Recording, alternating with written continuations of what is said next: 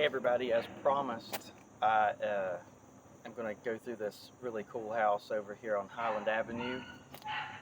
It was built around the turn of the century and was turned into apartments, a long time ago.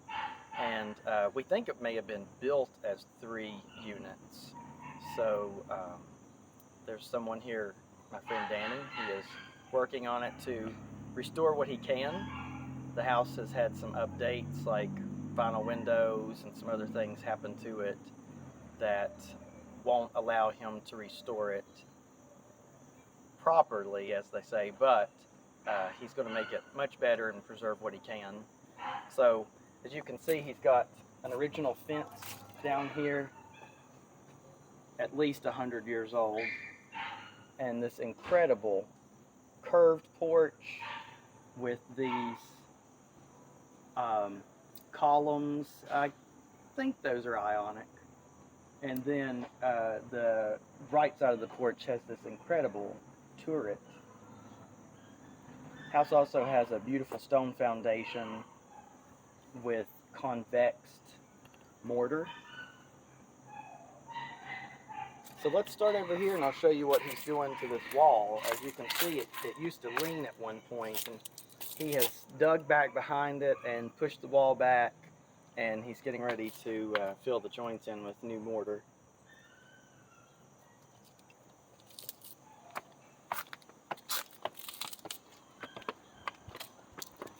The house really does have a presence, and the leaves are just starting to fall, so it's got this nice spooky October quality to it. I really like these pedestals here that you could set a pot or a cool gargoyle on. So the new building will have 2 entrances, as it may have originally. We're still trying to figure out how that worked, because it was split up into, I think, 8 apartments, but there is a really old buzzer system inside with 3 names on it. So our guess is maybe there was a front door for 1 unit, a front door for another unit, and then maybe a back door for the 3rd unit. So this door will go to one side, and that door will go to another, and the house will be turned into a duplex, which apparently is kind of what it was back then. So come on in. Well, before we go, I got to show you this round porch.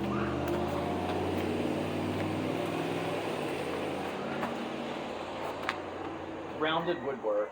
It's just, I mean, who does that anymore? And these beautiful columns. He has taken one of the original capitals off and made a mold, and he's making brand new ones that look like the original ones, because very few of these are salvageable.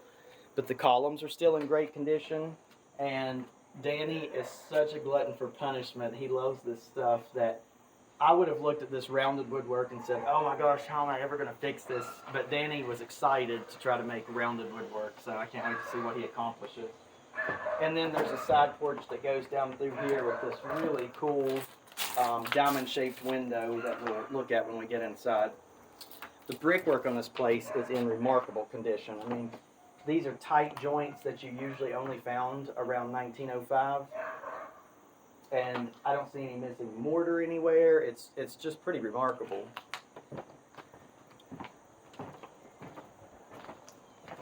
So in here, I think he started working on the doors. They've been boarded up for quite a while now. The old Bristol signature, a bullet hole in the window. So here's a really neat staircase. He and I are still trying to figure out if there was railing that went up, but it's got this cool beading around the post and that beautiful purple glass in the window. And then here are these buzzers that look to me like, 1910, 1920. So we're pretty sure that there were 3 units here. You come into these French doors and the woodwork starts. I don't think that's Danny's. So up, you've got this cool, like, spool fretwork. All this is solid oak. It was probably white oak, which was very expensive when this house was built. Right here you got a beautiful plinth style column. And then Monica's favorite part is this exquisite fireplace with these small, we're thinking terracotta bricks. It's got this beautiful arch and this rope molding on the front with egg and dart. And another purple glass window and this really cool seat that's built in under the staircase. Look at this beading under here. And I will bet you at the turn of the century, when you were sitting in this spot, this was a toasty place to be.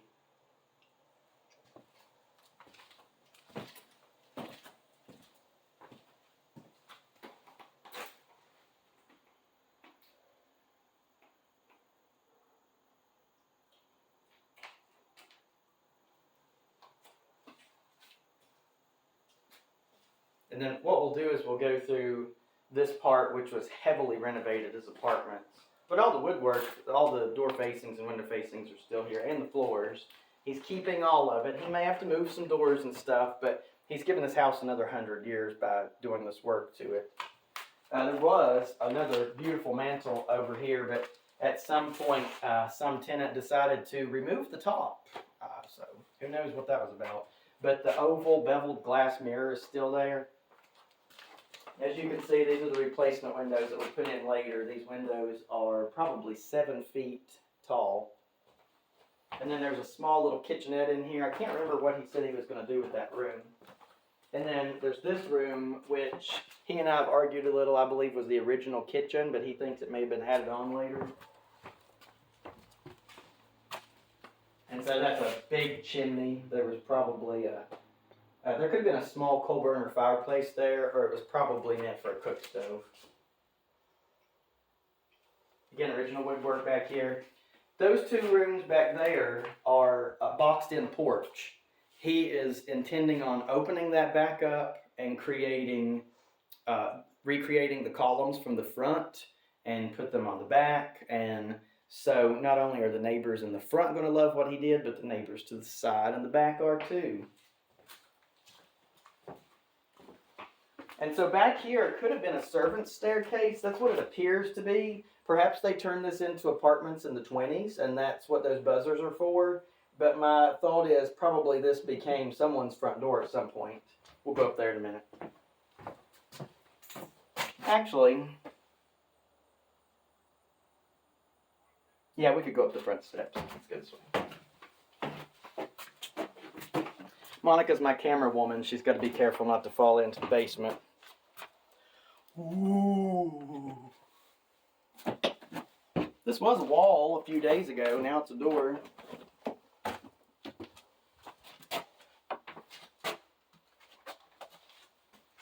Anybody need to potty?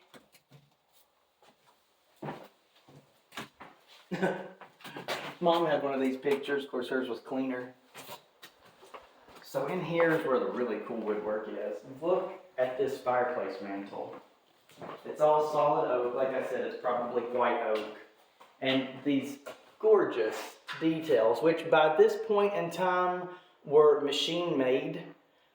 They had created probably steam-powered machines that did a lot of this work and made ornate things more available to the middle class where they weren't available before. Of course, this house was really nice, but it wasn't terribly difficult to find a fireplace mantle back then with something like that on it. But it's beautiful today because we have completely lost our idea of beauty in the world.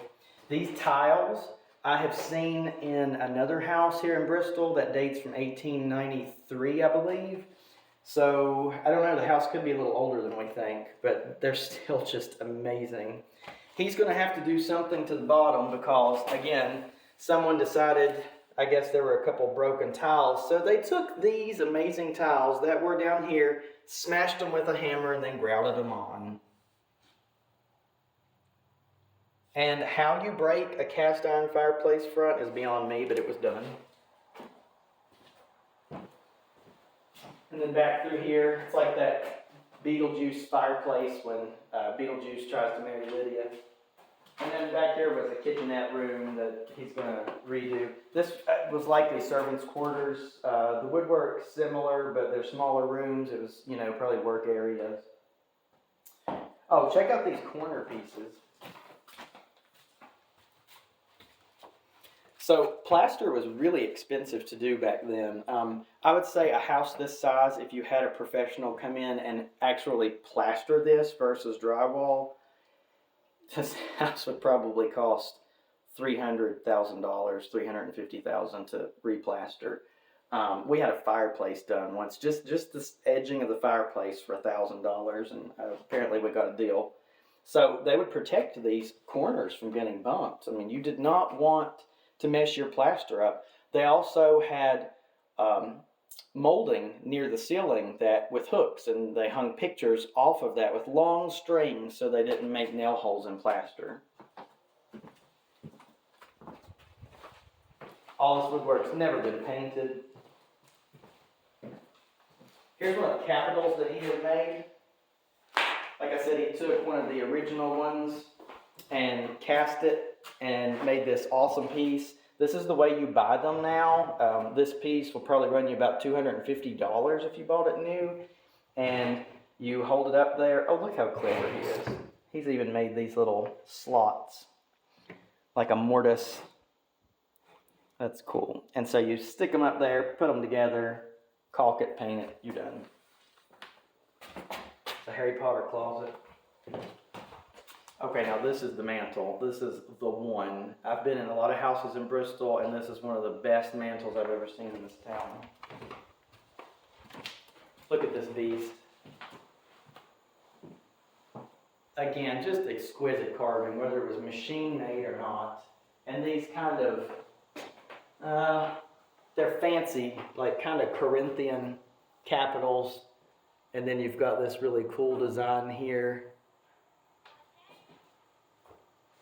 And then it just goes all the way down, and it just keeps getting better and better. And luckily, all these little pieces weren't knocked off, although some of these small pieces are. But we know Danny, he's going to sit somewhere and hand carve these things and make sure that it's back to normal. Tiles aren't the most attractive in the world, but they are original. Monica and I have had houses with tiles that are similar.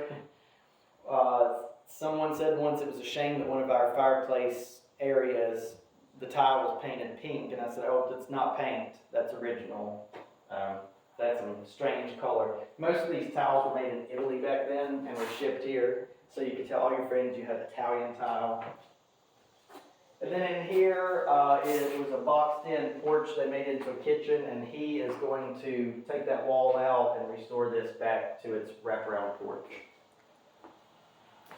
And so before we go over here to this bay window area turret thing, I want to show you the molding, because this is original. Now, he's trying his best to keep this, but there are two things against him. This house has to have a heat system, so there's going to have to be ductwork run. But also, this plaster has not been taken care of very well. But it is a cove ceiling. This must have been incredibly expensive to do. I mean, the window part up here, it's almost a dome the way they did that. And then they had the ceiling molding, which was something you don't see in Bristol very often. And then if you drop down a little bit, you can see that molding that they would hang the hooks for the pictures on so that you didn't have to make holes in your plaster wall. And up here, there was a leak. The wallpaper has fallen, and I am pretty sure that that's absolutely original wallpaper with little wedding wreaths on it. And then, look at this window. I mean, it's hard enough to make curved woodwork, but this is solid oak. And whoever milled this created this. And look at the baseboards. It is entirely curved in a circle. I mean, it's unbelievable. I have seen houses like this where the windows are also curved, but there's an original frame right there, and you can see it wasn't. And if anybody needs some Pepsi from like 2006, we've got you covered. Okay, let's go back out on the porch and go upstairs. Oh, wait. Look at the outside of this little turret room. It's stone. And they've blended it with the brick right here with these, like, sort of end pieces, like a log cabin.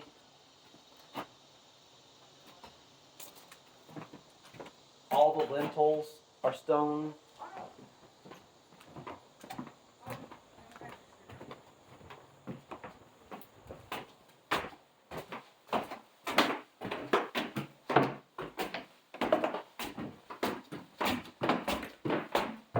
Woo! Spiderweb.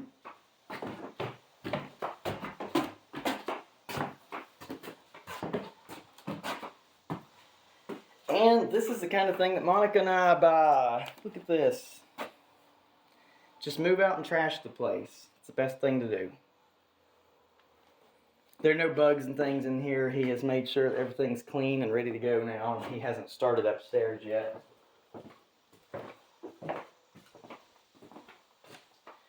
Now, the fireplace mantel's on the second floor. Second floor was usually bedrooms.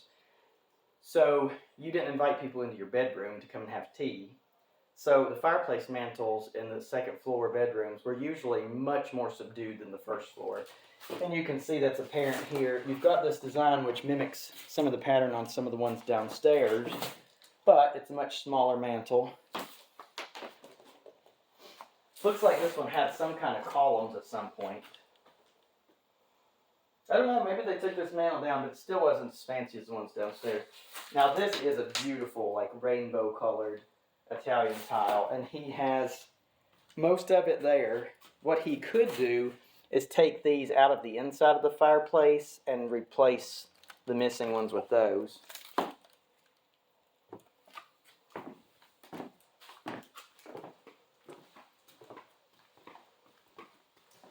This kind of, like, it's not really barley twist, but it's a twisted spindle there on those columns. That's unusual for Bristol also. Beautiful tile. Again, he can repair these. That's just phenomenal. And then a bathroom that he'll redo. This also makes me think these were turned into apartments in the 20s, because that tub is like totally 1920. That's pretty cool. I don't think he'll be able to keep it. It's probably long dead. Little kitchen there. Not sure what he's doing with that. Here's Kirk's chair. You like that, Monica?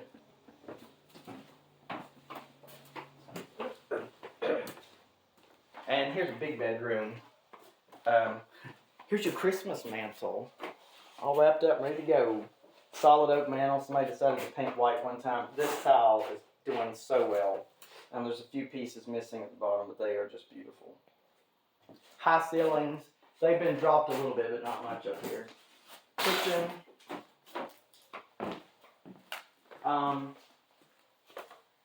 If he does not decide to use this, I'm going to see if I can buy it from him. I love this sink, and if this faucet could get to working again, that is so cool. It's even got its original base that's curved. Okay. Woo, stinky. And then back here is a really sunny bedroom. Big windows. You wouldn't even have to put shades up here. Like, look, nobody's going to see me where it matters. It's just a nice big bright room with a high ceiling. I think a great kid's room. And then a bathroom here with a vintage tub. Monica, look at this little sink. I mean, it's a new, like, Victorian reproduction, but that's the smallest one I've ever seen. I think, see what he's doing with that, too. When Danny redoes these houses, if he takes stuff out, I always beg him for it. And this way is the attic. I don't think we can go up there, because it's really dark, the staircase is. And then here's the staircase that goes back down to what I mentioned may have been the servant's stairs for the back. Let me see how dark it is in the attic. Yeah, the attic's not dark, but the staircase is pitch black. Oh well. The attic's really cool. I mean, it's this huge, it looks like the attic off of Charmed, and but it's not going to be usable when this is a duplex. Now, when I say duplex, it's 2 units. Townhouses are 3 or more, Danny has informed me. I actually did not know that as a realtor. But they will be able to be purchased, not rented. So this house is just split down the middle. Each side will have this huge yard and driveway and a beautiful fence and your half of the porch. So it's going to be a cool idea. Very sort of the same kind of things that we've seen in Charleston. So let's go back down and we'll take a little view of the outside and wrap it up.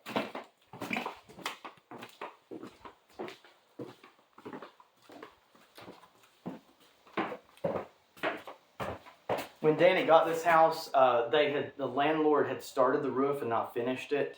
And so there were bags of shingles laying up on the roof. There were big holes in the roof they hadn't covered and water was pouring in. It was horrifying.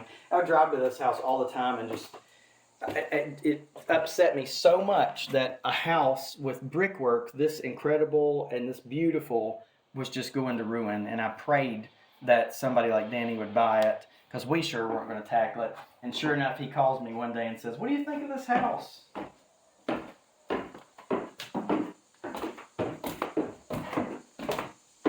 I'd let you meet him, but he's not really wanting to be on camera. But he's out there working like a dog as usual.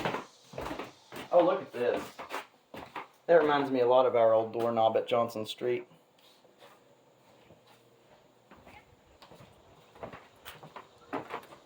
Here, we can go this way and show you the driveway and then go around.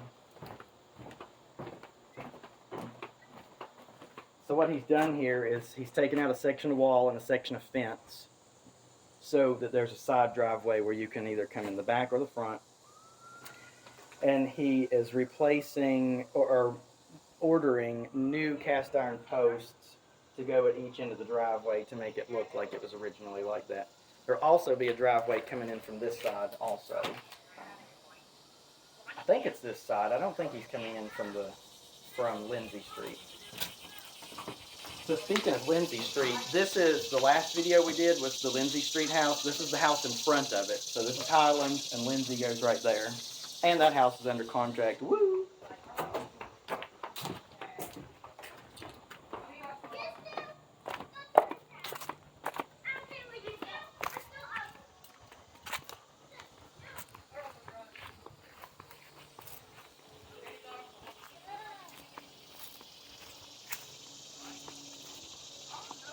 So this is the view that I posted the photo of online.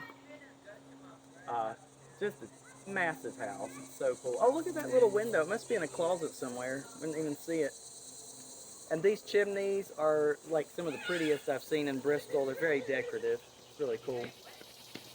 There's an arch vent up there in that gable that resembles our King House vent. Again, that addition on the King House was 1894, Monica. So there are things about this house that make me think it's after 1900, but it could be 1890. And then over here is the side porch that was boxed in, and he's going to replicate these beautiful columns and take them on back here. I guess at some point those stone piers did come all the way up like the front porch. And, you know, you got to desecrate the house a little bit and make it modern.